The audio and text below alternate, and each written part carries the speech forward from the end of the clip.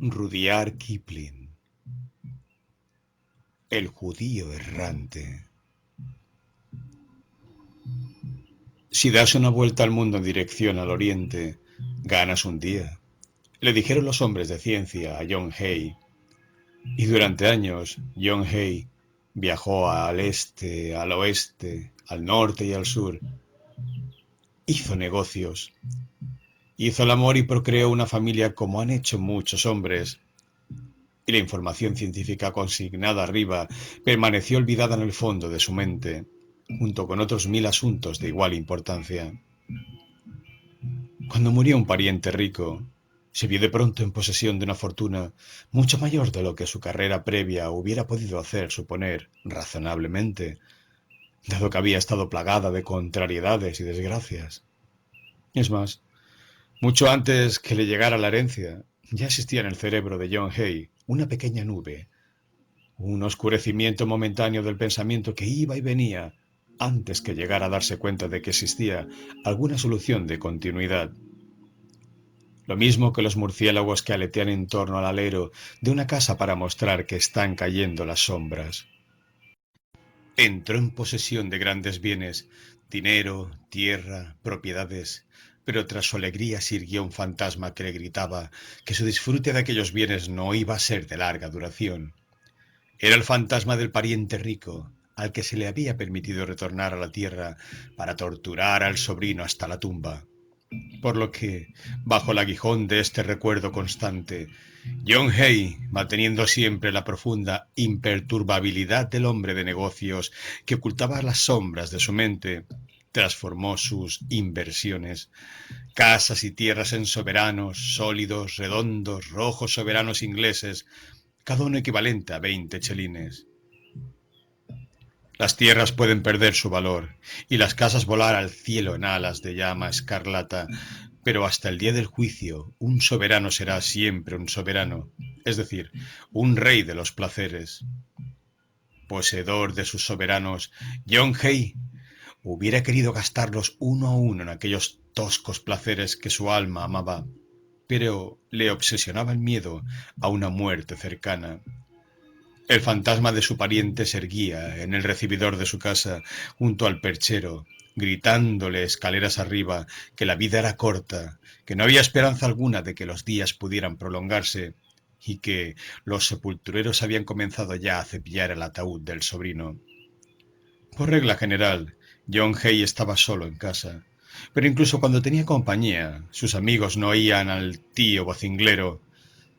Dentro de su cerebro, la sombra se hizo más amplia y más negra. El temor a la muerte estaba enloqueciendo a John Hay. Y entonces, desde las profundidades de su mente, donde había almacenado toda la información no utilizada para fines inmediatos, surgió la idea del dato científico del viaje hacia Oriente. Cuando de nuevo su tío le gritó escaleras arriba que se apresurara a vivir, una voz más aguda le respondió en un grito: aquel que da la vuelta al mundo en dirección al este, gana un día. Su timidez y desconfianza creciente respecto a la humanidad le impidieron comunicar su preciado mensaje de esperanza a sus amigos. Podían apropiarse de él y analizarlo. Estaba seguro de que era verdad, pero le hubiera dolido intensamente que manos rudas lo sometiesen a un examen demasiado minucioso. Solo a él, entre todas las generaciones sufrientes de la humanidad, se le había revelado el secreto. Sería impío, contra los designios del Creador, poner en marcha a toda la humanidad hacia el este. Además, ello supondría abarrotar los barcos de vapor, de forma inconveniente, y John Hay deseaba estar solo, por encima de todo. Si pudiera dar la vuelta al mundo en 2 meses, había leído que alguien, cuyo nombre no recordaba, lo había hecho en 80 días. Ganaría un día entero, y si seguía haciéndolo sin parar durante 30 años, ganaría 180 días, o casi la mitad de un año. No sería mucho, pero en el transcurso del tiempo, a medida que avanzara la civilización y se abriera el ferrocarril del valle del Éufrates, podría incrementar su ritmo. Provisto de muchos soberanos, John Hay, en el 35º año de su vida, Emprendió sus viajes con dos voces que le acompañaron desde Dover, mientras navegaba hacia Calais. La fortuna le favoreció. El ferrocarril del Valle del Éufrates acababa de ser inaugurado y fue el primer hombre que tomó un billete directo de París a Calcuta. 13 días en tren. 13 días en tren no son buenos para los nervios, pero siguió recorriendo el mundo y volvió a Calais desde América en 12 días menos de los 2 meses que se había propuesto, y volvió a empezar con 24 horas de tiempo precioso en su haber. Pasaron 3 años y John Hay siguió dando religiosamente la vuelta al mundo, buscando más tiempo en el que gozar del resto de sus soberanos. Llegó a ser conocido en muchas líneas transatlánticas como el hombre que siempre quería seguir adelante. Cuando la gente le preguntaba ¿qué hacía?, contestaba: soy la persona que tiene el firme propósito de vivir para siempre y estoy tratando de llevarlo a la práctica. Sus días se dividían entre la observación de la blanca estela de la hélice tras la popa de los más veloces vapores y la contemplación de la tierra parda que, como un relámpago, resplandecía por las ventanas de los trenes más veloces. Y en un cuaderno anotaba cada minuto que había arrancado o sustraído a la implacable eternidad. Esto es mejor que rezar por una larga vida, decía John Hay mientras volvía su rostro hacia Oriente. El paso de los años le había ayudado más de lo que había imaginado. Mediante la extensión de la línea del valle del Brahmaputra hasta entroncar con la recientemente creada de la China central, el billete de ferrocarril de Calais le llevaba hasta Calcuta y Hong Kong vía Karachi. El viaje completo se podía hacer en poco más de 47 días y, presa de una exaltación fatal, John Hay le contó el secreto de su longevidad a su única amiga, su ama de llaves, que se ocupaba de su residencia en Londres. Él habló y desapareció, pero ella era una mujer de recursos y de inmediato fue a pedir consejo a los abogados que informaran a John Hay acerca de su herencia de oro. Todavía quedaban muchos soberanos y había otro Hay que deseaba gastarlos en cosas más razonables que billetes de tren o pasajes de barco. El caso fue largo, porque cuando un hombre está literalmente en camino tras su preciada vida, no se detiene en la ruta.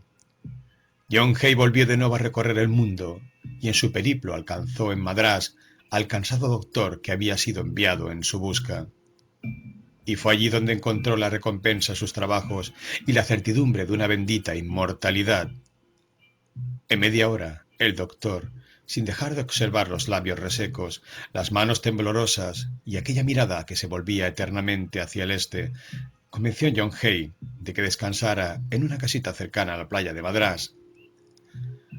Todo lo que tenía que hacer era colgarse del techo de la habitación mediante unas cuerdas y dejar que la tierra redonda diese vueltas en libertad bajo su persona.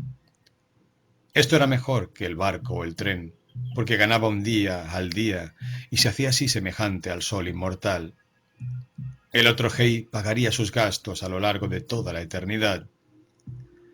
Es cierto que todavía no podemos disponer de billetes Calais-Hong Kong, aunque podamos hacerlo dentro de 15 años, pero hay hombres que dicen que si uno se pasea por la costa sur de la India, se encuentra en un pequeño bungalow encalado y limpio, sentado en una silla colgada del techo sobre una lámina de delgado acero que, como él sabe muy bien, destruye la atracción de la tierra, a un hombre viejo y consumido, con el rostro vuelto siempre al sol naciente y un cronómetro en la mano, corriendo contra la eternidad.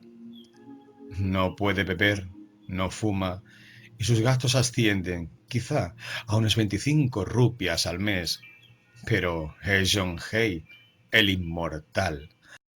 En el exterior, oye estruendo del mundo, que gira, con el que explica cuidado, no tiene relación alguna. Pero si le dices que solo se trata del ruido de las olas, llorará con amargura, porque la sombra de su cerebro va muriendo a medida que su mente deja de funcionar y a veces duda de que el doctor dijera la verdad. ¿Por qué el sol no está siempre sobre mi cabeza?, pregunta John Hay.